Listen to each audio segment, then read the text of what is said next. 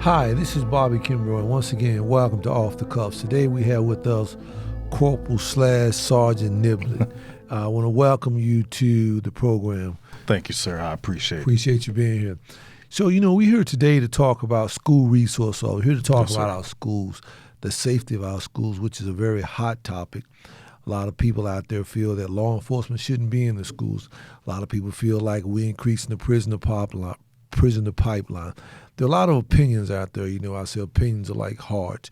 Everybody has a heart. Some good hearts, some bad hearts, and some have slowly fading away, right? In other words, their opinions are about outdated. That's just hearts are. So my point to trying to make light of that is that everyone has an opinion about school safety. Everyone has an opinion about that. So first of all, I'd like to start this conversation about how long have you been with the Forsyth County Sheriff's Office? Been with the agency almost 13 years. Wow. Yes, appreciate that. Appreciate your service. Thank you. So what do you do here? Tell us about you. Who is Corporal Neblett? Who are you? Tell us something about yourself. Well, I'm a family man, married, 3 children, all educated within the Forsyth County public school system. Employee, of course, Forsyth County Sheriff's Office, and definitely look forward to continuing to being dedicated for the rest of my tenure. Wow. So are you from Forsyth County? No, sir. Okay. I actually moved here from Raleigh. Okay. Went through most of my education out there. Okay, good stuff. So what do you currently do here now? Currently, I am Corporal with the Forsyth County Sheriff's Office, of course, in our School Resource Officer Division. Okay. So tell me, what do you do when you say you're a supervisor in the school resource? What do you do exactly? We'll run the gambit from being there to support my staff, of course, and also being there to mentor our young people at the variety of locations that I currently supervise. So about how many schools do we have SROs in now? Currently, we have 1, 2, 3, 4, 5. We have 6 and 5. We have 11, if my mind has not escaped me. So we have a total of 11 schools that we have SROs in. Yes, sir. Okay. So here's what I want to talk about. So when we first came into this space, to the office of the people, the office of the sheriff, one of the things that we talked about was making our schools safer. Yes, sir. In other words, we talked about how do we increase our presence in the school while at the same time being mentors. How do we make our schools safer? How do we make the people and the students and the teachers and the citizens feel better about the schools? So as we are continuing to grow here, we have what we call a school services division, what we're currently developing. And in that development of the school services division, we have SROs at most of the high schools of those 10 you named? Yes, sir. We have them at how many high schools? We have them at five locations, and we have a hybrid location as far as Main Street Academy, which actually accommodates high school and middle school. Okay. So tell me, what is an SRO, the function of an SRO? Primarily, a SRO is going to wear several different hats. You're going to look at, of course, the obvious, the law enforcement, enforcing the laws. You're going to look at that individual also as mentoring. You're going to look at that person also as a liaison between school administration and the sheriff's office, and also a resource for parents oftentimes just to be able to obtain some information on what's the best route for their child when it comes to some areas of concern. So first of all, I want to say my hats are off to any persons that work in the school system, from the custodian to the teachers. Absolutely. All the way up to the administrators. And I say that because I look back at growing up in schools. Teachers came to school to teach. They didn't have to do so many roles they do now. Yes, a teacher comes to school now, he or she has to be a teacher, a referee, a social worker, so many other moms, dads, so many other things that a teacher has to be. Absolutely. In this current culture environment / society that we're living in. And so there are a lot of hats that have to be worn by a teacher now. So I applaud the men and women of this county, Absolutely. all across this country that serve our students, because teachers, school administration, those that work, serve them one of the most valuable professions and positions in our society. That is educating our future. And so when I look at that dynamic of the SRO, tell me, when you look at that from an SRO perspective, how do you feel when you go to different schools around? Do you feel all schools are created equal, all schools are the same? In some regards, yes. In some regards, no. I say that from the perspective of you're only going to get what's being put in. Sometimes that's multiplied, sometimes that's divided. Now, with some of our locations where we go and talk with some of our kids that are on sometimes the challenged economic spectrum, sometimes those are areas where we have to work a little bit harder to get the openness or the acceptance from the students there to realize the fact that we are not automatically the enemy simply because we wear a uniform. And that's something that we are continuing to work for as far as from a mentoring perspective to show that just as you don't want to be judged because of how you speak or what you wear, the same thing applies on the flip side. When you look at a law enforcement officer, we don't wear this 24/7. Some of us are from our very same communities here, have gone to some of the same schools that we currently occupy in a professional role, and can understand we went to school with perhaps some of the parents or grandparents of the kids that we're currently servicing. So it has the ability, as we are continuing to build, to show that we're doing this thing together. The old adage, I know it may sound cliche, it takes a village to raise our children. That's the thing. So I think going back to the original of our schools being created or somewhat equally, yes. It's about if we put the same standards and expectations as we do at one school, at another school, I think with the actions and the involvement of the adults in the building, we can have children conform to the will of adults and not the other way around. So when I said that about all schools created equal, the way I was looking at it was from several different angles, because people ask me this all the time. Each school in this county has its own personality, just like each school has its own mascot. Each school is brought or has students from various areas of this community. In other words, they draw from different districts. Yes, sir. And so when we talk about schools being created equal, my point to that is that I think that when we look at the schools, we must realize a lot of time we must be truthful and address the issues and the makeups of our schools. See, I think a lot of times we fail to address real issues which cause us to go down that road. We do what I call window dressing. We touch the fruit, but we never want to address the root. Yes, sir. And so until we address the root, we'll always just be reaching at the fruit. So when I look at the schools, and I've been to basically all of the schools that we have SROs in, all the schools that we have SROs in, I make a point to go there and see the schools, to be a part of it, to see, to look. And I do that for a reason, because what I have found is that each school is different. Yes, sir. Just like the mascot that is associated with that school. So what we try to do, or what I try to do when we are pairing SROs with the school, is pair the right personalities with that school. And so as you travel around as a supervisor and you see a lot of issues that take place, disciplinary issues, a lot of issues that we have, what is it that you think that we can do better? What do you think that we can do better as a community in terms of making our schools better? We have to start in our community. We have to. It brings me back to a meeting that I had a couple of weeks ago, as far as school partnership justice. And, of course, we were dealing with some of the same kind of adages, and it's like, well, we'll reach out to clergy, we'll reach out to the Boy Scouts, Girl Scouts. But my issue with that, and that's a great plan, but we also have to address the part where some of these families don't have the resources available for Boy Scouts, Girl Scouts, YMCA, things of that nature.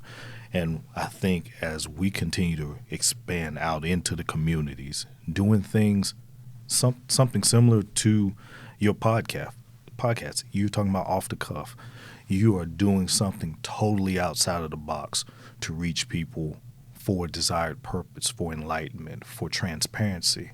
I think the more things that we as a law enforcement community do in that regard, it opens the door for that same transparency, for that identification, for building the community. So then we have the opportunity to where I can tell you something about your child or an issue concerning your child or this location, and it not be automatically received from a sense of confrontation rather than from a sense of love, because we will have already had some interaction prior to there being a problem.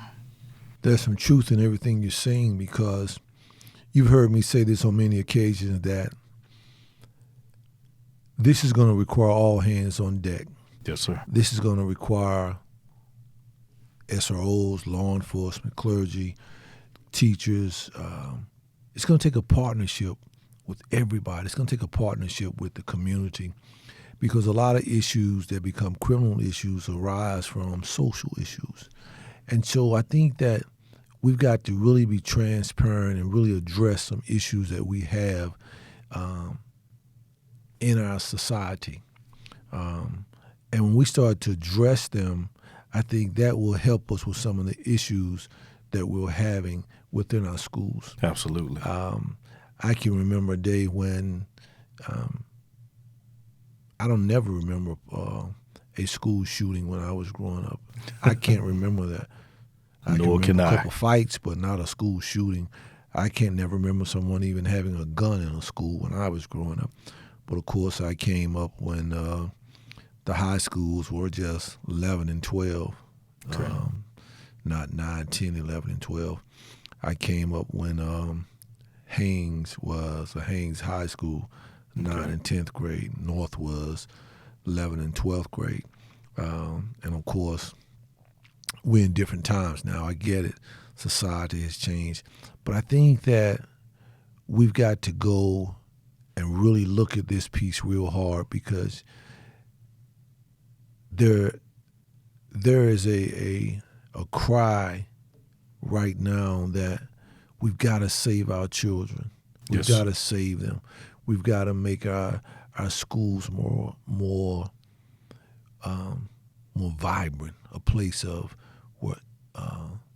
where the freedom to learn is Learning paramount, right. as That's the opposed reason to that you go. as opposed to the discipline or the social media aspect or some of those things that oftentimes distract our young people from the true reason for being at school, and that is to learn. So, I hear this conversation all the time, is that we don't want police officers, we don't want SROs in the schools, because you feed into that thing they call prison to pipeline, right? So when you hear that prison to pipeline, well, I can't speak for you, but I can speak for me. But when I hear that, I become agitated, because absolutely, by no means is that what we're there to do, to increase a prison to pipeline. By no means do we walk in the school door looking to arrest a child, or looking to harm a child, or looking to cause any parent any type of anxiety or stress about dealing with their kids. We go there for one purpose only: to make our presence known, to mentor, and make sure that it's a safe environment.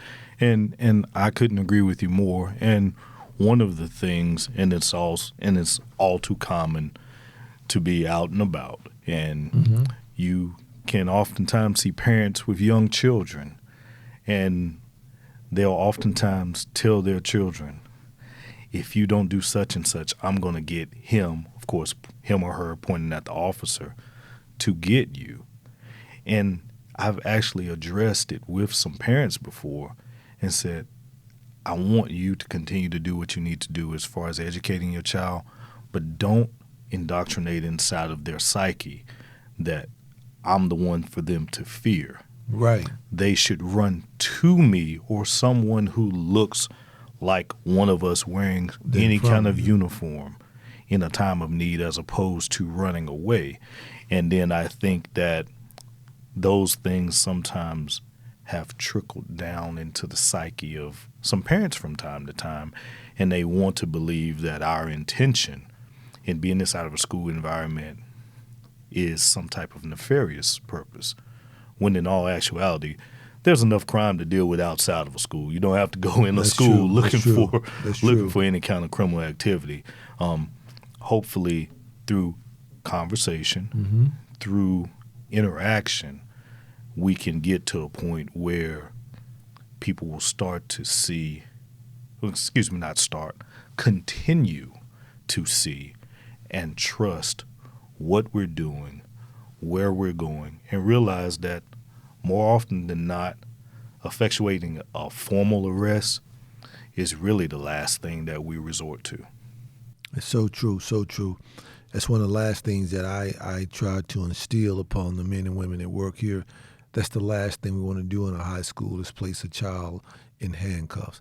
It's the last thing that I want our men and women to do in the high schools or in the schools, period.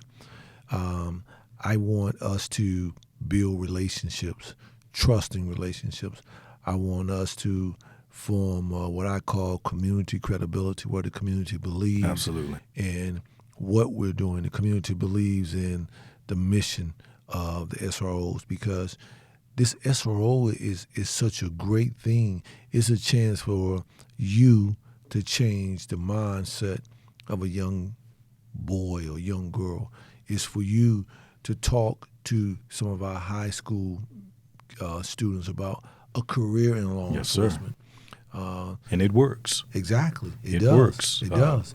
Over my years, I did a little time patrol-wise, then SRO, then was promoted and was in detectives for almost 4 years, then recently came back in SRO from a supervision standpoint, and I run into what I call babies. I run into my babies no matter where I go in this county. A kid that I've had at some location years ago that, of course, now are a lot older, oftentimes bigger than me, and they're, hey, Officer Neblett, hey, I'm doing good now. You know, I ain't doing no more crazy stuff. I ain't in trouble no more. And this is my lady, and this is my kid, and these are the things that bring even more of a sense of satisfaction, because along the lines, I can, not having to mention any names or anything, but there are some that were written off by a lot of people. And sometimes just the interaction of myself, or I'm no one special, other law enforcement officers have done the exact same thing and helped to turn a kid's life around, because they realized that they were accountable to somebody. Even times when I just had to walk up behind them, hey, come on, man, this ain't what you need to be doing today. Yeah. Might throw my arm on their shoulder, put a little man grip on it. Come on, let's go. This ain't what you're doing today. So before we go into some of the things that we do in terms of making our schools safe, you touched the nerve when you was talking about you see students that you once mentored to. Yes, sir. Several months ago, we had a young man here that just graduated from BLET. I coached that young man on a Little League football field when I was volunteering at the Tiny Vikings years ago. I want to date myself, but a long time ago. That's all right. That young man now is 25 years old, right? And so when I was coaching him, he probably was about 11 years old at the Vikings, if that. Wow. And I was walking through the hallway one day, and he asked me, could he talk to me? And I said, sure. And I said, what's on your mind? And he said, Coach. Mm-hmm. And I looked at him and smiled. And he said, I just want to tell you that the reason that I want to be in law enforcement is because of That's good. watching you. That's good stuff. As our coach. That's why I wanted to go in law enforcement. And I walked away, right, and I had to turn left and go into the locker room and kind of get myself together and Sure. get my composure, because it was a tearjerker, right? Sure. Because oftentimes you don't realize in life, right now, you have a chance while standing in the present to affect the future. Absolutely. In other words, if you go back 15 years, he was 11. So if you go back 14 years, right? 14 years. 14 years ago, I was standing in the presence of a young man, and I affected the future. In other words, I affected him 14 years later to where he's in law enforcement. You sowed seed into a fertile ground. Exactly. So what's happening now is that our SROs have a chance to affect the future.